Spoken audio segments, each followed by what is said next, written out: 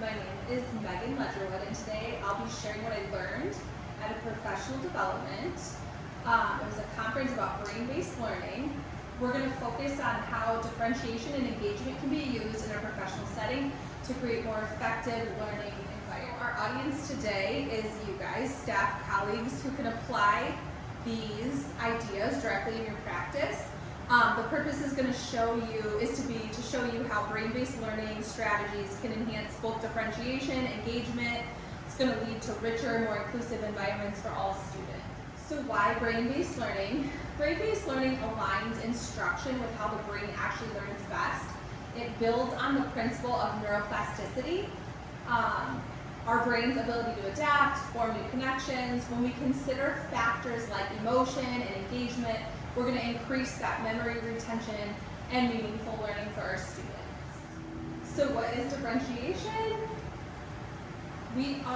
Basically it means adjusting instruction to meet the needs of our diverse learners in your rooms. Every brain's unique.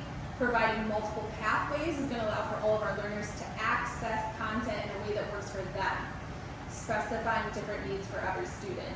This is going to directly support brain-based learning because it respects individuals' wiring within our practices.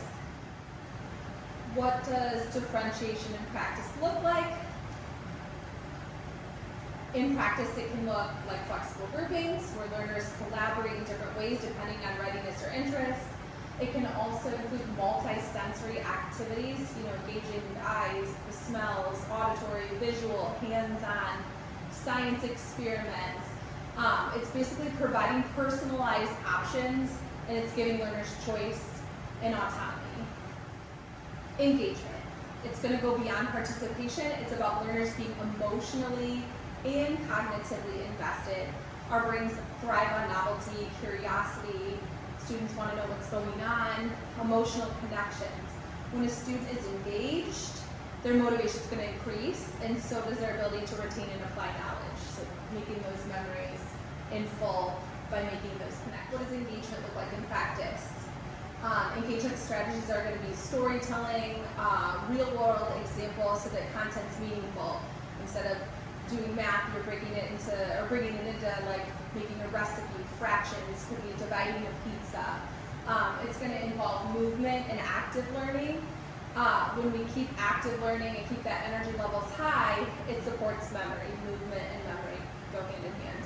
Metacognition, encouraging learners to reflect on their thinking. It's going to strengthen their long-term performance. More areas of the brain in use, better. So I wanted to do a strategy spotlight on differentiation. So one powerful differentiation strategy is going to be using choice boards. It's going to be tiered tasks where students can choose how to demonstrate their learning. It will encourage multiple product options like writing, presenting, creating, which is going to honor those different student strengths. And then that scaffolding of instruction will ensure that every learner is supported.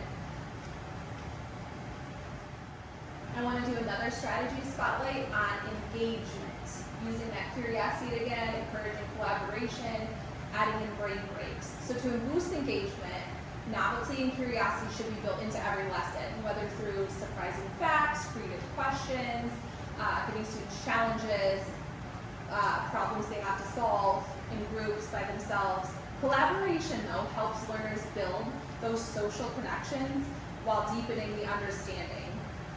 Another big thing is the brain breaks.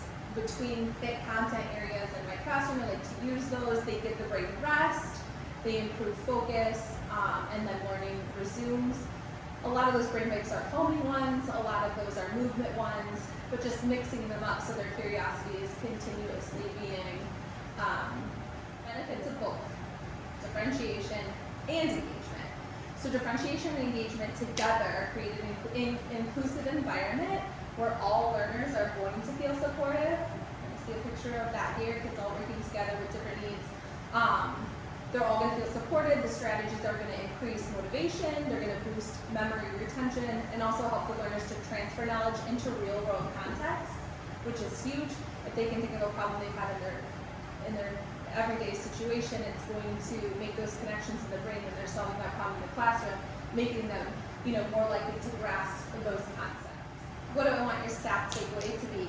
I have it here. We're going to start small. If you're scared to try this, I mean it's new to all of us, we're going to do one differentiation strategy at a time. That's kind of our key takeaway. Start small. Just try one engagement strategy, then reflect on learner responses and kind of adjust as needed. Over time, these small shifts are going to lead to big improvements on learning outcomes, and we'll be able to do more of that as we get more comfortable in it. But it's always nice to try, look for that feedback, and then go from there. Replan, as we all do. Here are my references, right here listed. If anyone wants to do a little bit more research, I can send you a copy of this presentation so you have those on hand. Thank you all for being here with me today. It's nice to have you all, and I look forward to building these new strategies into our curriculum together.